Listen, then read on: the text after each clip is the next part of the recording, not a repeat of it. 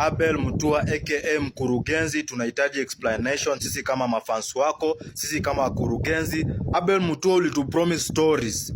Ukasema on Friday, Saturday na Sunday tutafurahia, but hiyo ni uongo. Abel Mutua, we need an explanation. We need an apology if possible. Unarudia stories mkuru. Ni nini inafanyika mkuru? Unarudia tu stories, unaendelea tu ku repost stories ambazo ulipost kitambo. Rada yako ni gani mkuru? We need an apology, uandike as a novel, utume, weke kwa IG page yako, weke Facebook, weke kila mahali, hata uchukue video. Mimi kama mkurugenzi nimejam.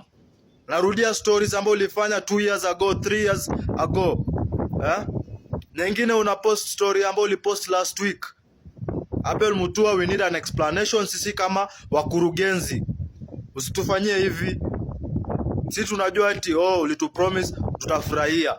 Friday, Saturday, Sunday stories 3. Na zote za kurudia. Kwanza hii ya Sunday Abel. Hii story ya kurudia. We need an explanation sisi kama wakurugenzi. Hatuwezi ishi like this. We can't live like this. No. We can't live like this, Abel. We can't live like this. We need an explanation. Andika novel. Andika storybook.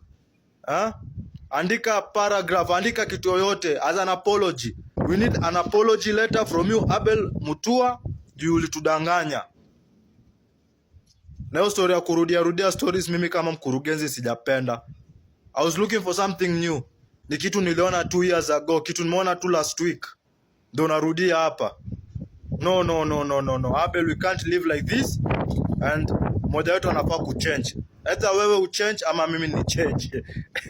I'm kidding anyway. Tunahitaji tu apology Abel.